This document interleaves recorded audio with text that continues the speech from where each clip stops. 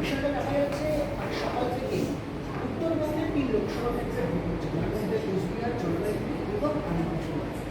সর্বোপরি কোচবিহারের ক্ষেত্রে অভিযোগের পাহাড় ভরি, তার মধ্যে তথ্যচিত্র দেখে এখনো 3 মিনিট যদি দেখি বা কিছুক্ষণ পর 4টে বাজতে যায়, সবচেয়ে অভিযোগের পাহাড় রয়েছে এই কোচবিহারে। শীতলকুচির যে ঘটনা, এই ঘটনা আবারও পুনরাবৃত্তি দেখা গেল। সেখানে পিন দিয়ে একজন ভোটারের চোখ ফাটিয়ে দেওয়ার মতো ঘটনা ঘটল রাজ্যের শাসক দল কংগ্রেসের বিরুদ্ধে, এবং বিজেপি একইভাবে সমানভাবে দোষী। বিষয়টা কীভাবে দেখছেন?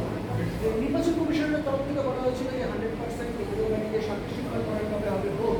আপনারা যে অভিযোগ করেছিলেন আদৌ হবে নাকি ভোট সুশৃঙ্খলভাবে, সেই গতিতে তো আমার দেখুন, আপনারা নিজেরা সাক্ষী। নির্বাচন দপ্তরে জাতীয় কংগ্রেস প্রথম কমপ্লেন করছে যে এই নির্বাচনে পশ্চিমবঙ্গে এই মুহূর্তে দাঁড়িয়ে সবথেকে বড় ফার্স এবং স্ক্যামের নাম হচ্ছে কেন্দ্রীয় বাহিনী আছে, সব ঠিক আছে, সব হচ্ছে, সব ভালো। সবথেকে বড় ফার্স এবং স্ক্যাম। তার কারণ হচ্ছে যে জেলা নিয়ে এত কমপ্লেন আইন শৃঙ্খলার পরিস্থিতি নিয়ে, তৃণমূল আর বিজেপির খেলা চলছে পশ্চিমবঙ্গে। তার কারণ হচ্ছে নির্বাচন দপ্তর চাইছেই না যে সুষ্ঠু শান্তিপূর্ণভাবে নির্বাচন মর্নিং সোসাইটি।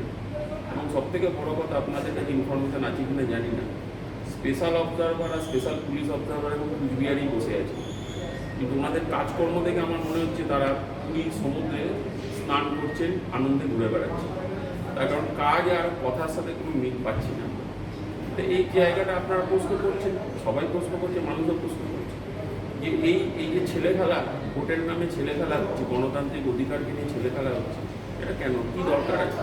সেটা আমরা আগেও বলেছি, এখন একই কথা বলছি। কিন্তু ইতিমধ্যেই আবার রাজ্যপাল তার পাশাপাশি যেমনটা দেখা যাচ্ছে তিনি রাজভবনের পিসরুম চালু করেছেন। এই পিসরুম থেকে সিও দপ্তর বরাবর সরাসরি খবর আসছে, রাজ্যপালের কাছেও খবর আসছে কোচবিহারে অনেক ভুয়ো ভোটারকে তিনি ধরেছেন এবং তিনি নিজে অভিযোগ লিখে সেই ভুয়ো ভোটারদের কাছে পাঠাচ্ছেন। রাজভবনে একটি গুরুত্বপূর্ণ ভূমিকা পালন করছে। ইতিমধ্যেই কি বিষয়টা দেখছেন? কী দরকার এসব নাটক করার? বলুন, সকাল সকাল নাটক করতে নেমে পড়েছেন। নতুন কুচবিহারে যেতে পারেন, নির্বাচন দপ্তর পারমিশন দেয়নি, তা কিছু একটা করতে হবে পশ্চিমবঙ্গে।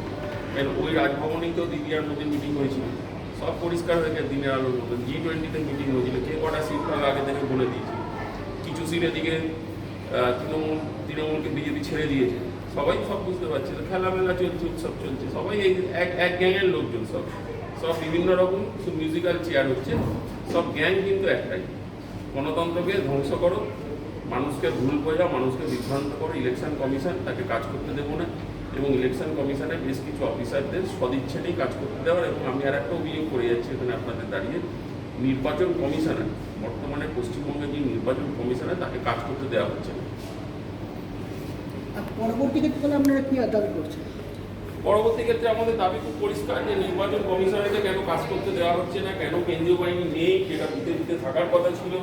আমরা দেখতে পাচ্ছি ঝুড়ি কমপ্লেন করছে, আর সমস্ত যে বলছে এখান থেকে বারবার করে বলা হচ্ছে নির্বাচন দপ্তর থেকে সব নাকি ঠিক হয়ে গেছে, আমরা রিপ্লেস করার চেষ্টা করছি, সব অনেক ফেক খবর পাঠানো হচ্ছে। আর তোমরা জানো যে সকালবেলাতেই একটা সবথেকে বড় ফেক খবর ছিল যে মিডিয়াতে দেখানোর পরেও যেভাবে রাউডিজরা জমায়েত করছে, সেখানকার প্রিসাইডিং অফিসারে কমপ্লেন পাঠানোর কথা, সেটা না পাঠিয়ে বলছে সব ঠিক হয়ে গেছে।